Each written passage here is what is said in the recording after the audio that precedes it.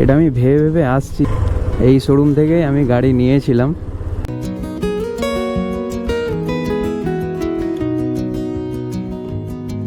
সময় এখন দুপুর 2:30 বাজে। আজকে একটু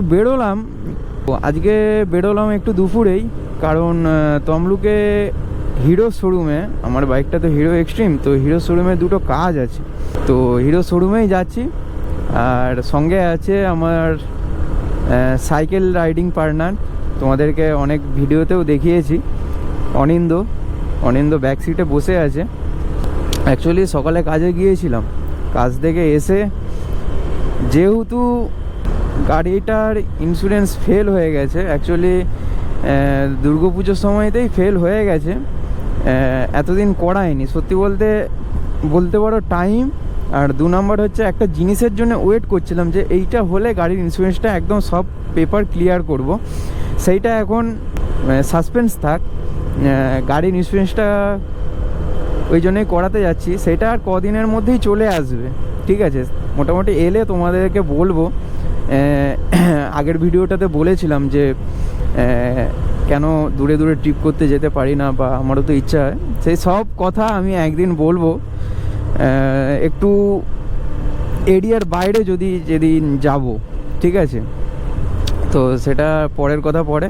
তো আজকে ওই ইন্স্যুরেন্সের ব্যাপারেই যাচ্ছি, গাড়ির ইন্স্যুরেন্সটা যেহেতু ফেল হয়ে গেছে।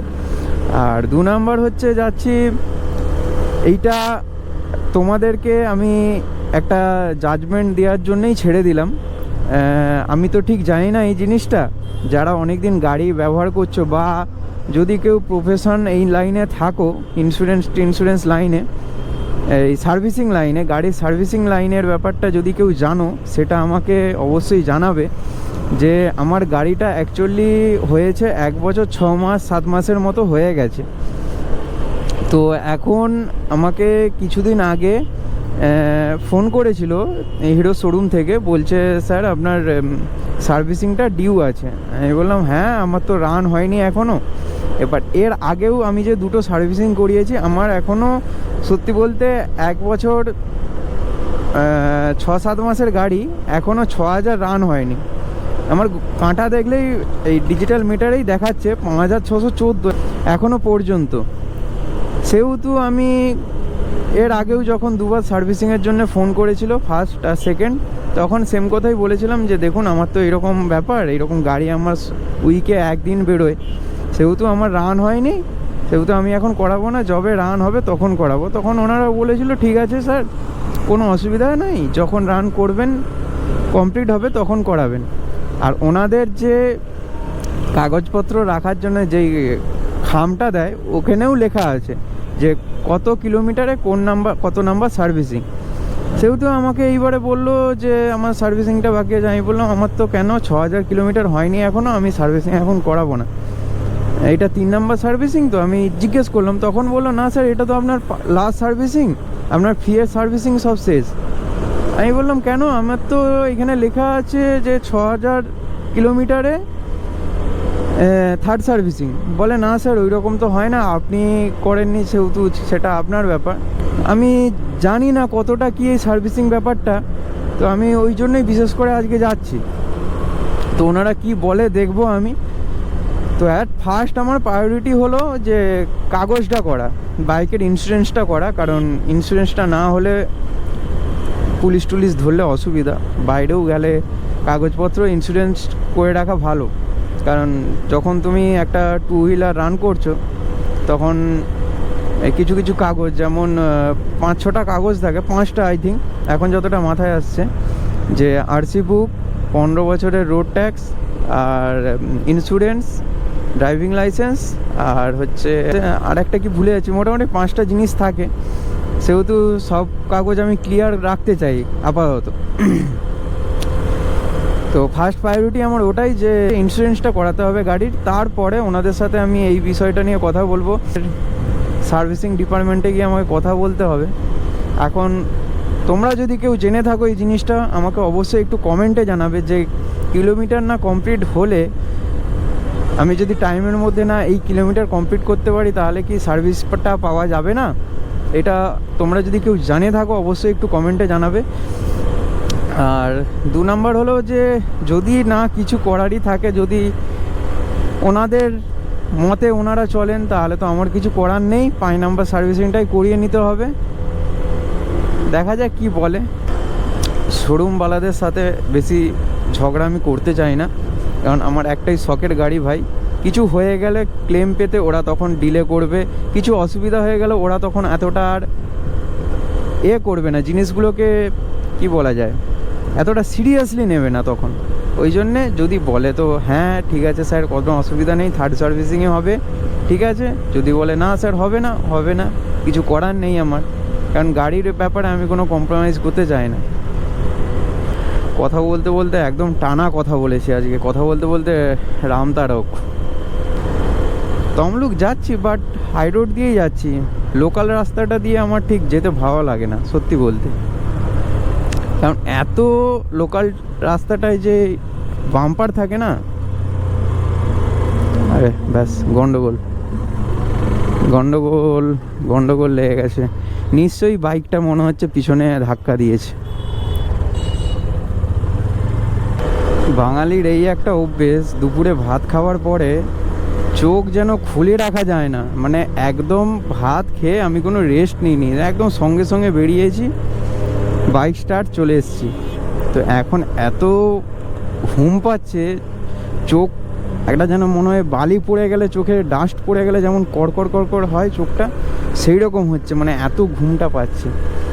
সামনেই সোনাপেটিয়া টোল প্লাজা, তো টোল প্লাজাটা পেরিয়ে যেখানে আমার আড্ডা দেখেছো হয়তো, তো ওই চা দোকানটা একটু টি ব্রেক নিতে হবে, না হলে এভাবে বাইক চালানো যাবে না, প্রচুর ঘুম পাচ্ছে।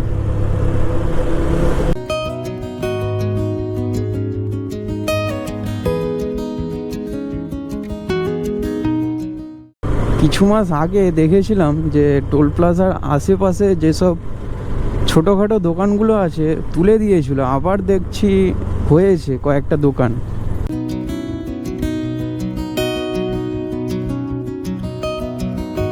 তো ওখানে একটু টি ব্রেক নিলাম, চাটা খেতে মোটামুটি একটু আমেজটা এলো। ব্যাটারিতে বেশি চার্জও নেই, মানে কখন আবার বন্ধ হয়ে যাবে।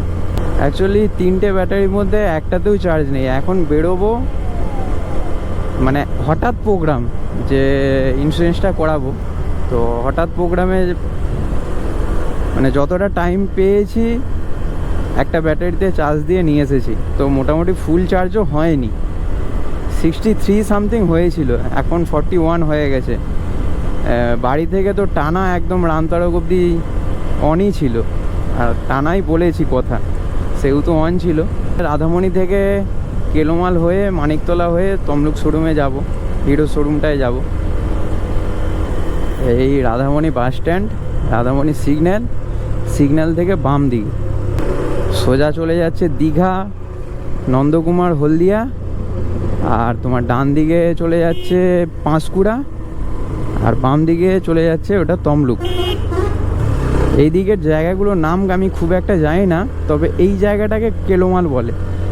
এটা কেন জানি, কারণ সামনেই আমার মাসি বাড়ি, তোমাদেরকে দেখাচ্ছি। এই যে এই রাস্তাটা ধরে, বেশিটা নয়, জাস্ট কিছুক্ষণ, মানে 1 মিনিটও লাগবে না বাইকে, কয়েক সেকেন্ড লাগবে।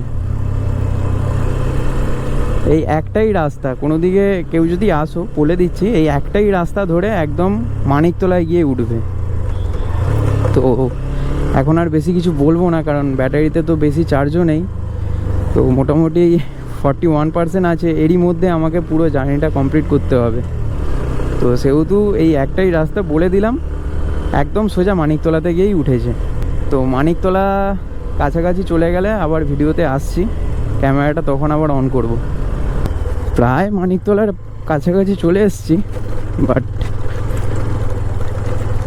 আমি জানি এইরকমই কিছু একটা হবে।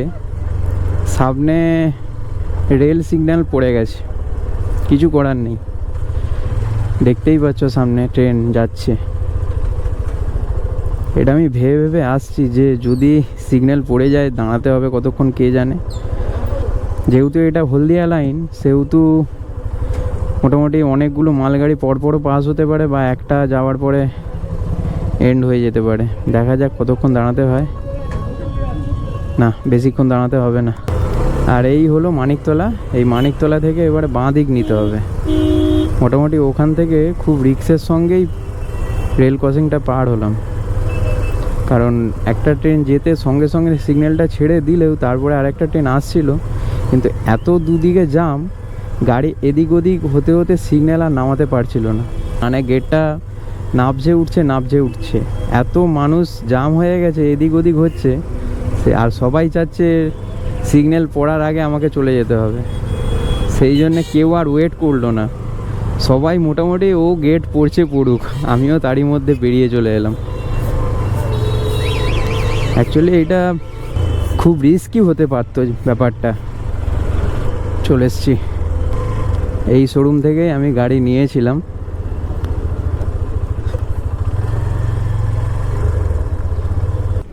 চলো ফার্স্টে ইন্স্যুরেন্সটা করাই, তারপরে বাদবাকি কথা কি হলো তোমাদেরকে বলছি। সো মোটামুটি এখন সময় পুরো 4টে বাজে, পাক্কা 4টে বাজে। 4টে বাজতে আর কিছু মিনিট বাকি আছে, 7-8 মিনিট বাকি আছে। তো সে যাই হোক, মোটামুটি ইন্স্যুরেন্স তো করালাম বাইকের। আর ওই সার্ভিসিংয়ের ব্যাপারটা অ্যাকচুয়ালি ভাই আমারই ফল্ট, ঠিক আছে। অ্যাকচুয়ালি ওইখানে লেখা ছিল, আমি অ্যাকচুয়ালি হিরোর শোরুম থেকে কাগজপত্র রাখার জন্য বাইকের একটা খাম দেয়, ওই খামটাতেই লেখা ছিল। তো আমি পড়িনি যে নয় 100 থেকে 200 দিন অথবা 6000 কিলোমিটার, লাস্টে লেখা আছে যেটি আগে হবে। তো আমিও দেখলাম যে ইটস মাই ফল্ট, কিছু করার নেই। আপাতত ওনারা বলছে আমরা তো কিছু করতে পারবো না এটার জন্যে, এখন যা কন্ট্রোল হয় সব ওপর থেকেই হয়। আমরা যদি কিছু করতেও যাও, আমি ওকে জিনিসটা দেখালো, বলছে স্যার আপনার যদি না বিশ্বাস হয় দেখেও নিন, যে এই জিনিসটা অ্যাপ্লাই করলে নেবেই না। তো দেখলাম যে না, নিচ্ছে না। তো আপাতত কিছু করার নেই। ওনারা বললো যেমন সার্ভিসিং হয় সার্ভিসিং হবে। ফ্রি সার্ভিসিং বলতে একটা 450 টাকা ওরা কাটবে, যেটা ফ্রি সার্ভিসিংয়ে কাটে না। ফ্রি সার্ভিসিং না থাকলে ওই 450 টাকাটা, ওটাই কি একটা চার্জ বলে, ওই চার্জটা কাটবে। নাহলে ফ্রি সার্ভিসিং মানে এই নয় যে তোমার মোবিল ফ্রি দিয়ে দেবে বা যে কোনো পার্টস লাগালে ফ্রি দিয়ে দেবে। অ্যাকচুয়ালি ফ্রি সার্ভিসিং থাকা সত্ত্বেও আমাকে ওই দামগুলো দিতে হতো। পার্টিকুলারলি একটা 500 টাকা তোমাকে ধরে রাখতে হবে যে এইটা নেবে। তো ওনারা বললো যে একটা কার্ড আছে, ওই কার্ডটা করিয়ে নিলে ওই যে 450 টাকা করে নেবে। এবার যতবার আপনি সার্ভিসিং করাবেন, ধরুন মাসে ওইটা বছরে 4 বার করালেন, 4 1600 টাকা খরচা হবে। সেই জায়গায় আপনার 1100 টাকা একটা কার্ড হবে, ওটা কি বললো, জয় কার্ড। ওই অনিন্দ, ওই কার্ডটার নাম কি? জয় রাইড কার্ড। সরি, আমি ও কার্ডটার নাম ও জানে। জয় রাইড কার্ড, ওইটা করিয়ে নিলে অনেক কিছু ফ্যাসিলিটি পাওয়া যাবে।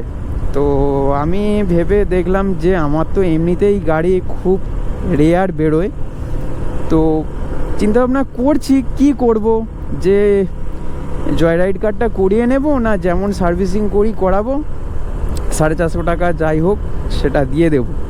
এবার দেখা যাক কি হয়, ভাবনা চিন্তা করি। এটা আমারই ভুল ছিল, অ্যাকচুয়ালি জানা ছিল না ব্যাপারটা যে ওই কার্ডে এইরকম লেখা আছে। কিছু করার নেই, বাট ইন্স্যুরেন্সের কাগজটা হয়ে গেছে। আর যেটা ভিডিওর প্রথমেই বলেছিলাম যে সাসপেন্সটা এখন থাক একটা এরিয়ার বাইরে। মানে অ্যাকচুয়ালি আমি তো, তোমরা দেখেছো যে এই পাশে পাঁশকুড়া, হাওড় বা এই পাশে রাধামণি ছাড়া আমি আদার্স কোথাও যাই না। তো এর বাইরে যেদিন যাব যে কোনো জায়গা, সেদিন তোমাদেরকে বলবো ব্যাপারটা কি। গরমটা কিন্তু ভালোই পড়ে গেছে, এখন 4টে বাজে। অন্য সময় অ্যাকচুয়ালি যতদিন শীতকাল ছিল, এই 4টেটা বাজা মানে প্রায় সন্ধে হয়ে আসতো। সূর্যের রোদটা, এই যে তাপটা এতটা থাকতো না, এখন গরমও লাগে হালকা হালকা। চা দোকানটায় দাঁড়াবো, একটা ঠান্ডা খেতে হবে, ওটাই বলছি। এমনিতেই আমার সর্দি লেগে আছে, তো এটা ঠান্ডা খেতে মন চাইছে। আমার যদি একটু ঠান্ডা লেগে যায়, মোটামুটি অনেক দিন হয়ে যাবে, মোটামুটি 2 সপ্তাহ তো লাগবেই আমার মানে রিকভার করতে। এই ঠান্ডা থেকে রিকভার হতে নিজেকে 2 সপ্তাহের মতো লাগবে। তো চলো এখানে একটু ঠান্ডা খাই আপাতত। ব্যাটারিতে চার্জও বেশি নেই, দেখা যাক কতটা কি চালাতে পারি। আপাতত সোনাপেটে টোল প্লাজা পেরিয়ে এসে এইখানে একটু দাঁড়ালাম এই চা দোকানটায়। চলো আবার ব্যাকে আসছি। তো ওখানে আমি একটা ঠান্ডা খেলাম আর ও একটা চা খেলো। তো এবার বাড়ির দিকে যাব, আর বাড়ির দিকে যাওয়ার আগে মেসাতে একটা কাজ আছে, যদি কাজটা হয় আমাকে করাতে হবে, সেটা একটা অফিসিয়াল কাজ আর কি। তো আপাতত ভিডিওটা এখানেই শেষ করছি, আর তো কোথাও যাবার নেই, আর কিছু দেখানোরও নেই। আর এই ভিডিওটা ভালো লাগলে অবশ্যই একটা লাইক করে একটা কমেন্ট করে আমার পাশে থাকবে, সঙ্গে থাকবে। আর তোমাদের যদি মোটো ব্লগ ভালো লাগে, আমাকে যদি ভালো লাগে, আমার চ্যানেলটাকে যদি ভালো লাগে, তাহলে অবশ্যই চ্যানেলটা সাবস্ক্রাইব করে বেল আইকনটা অল করে দেবে। তবে ভালো থাকবে, সুস্থ থাকবে, টাটা, গুড বাই।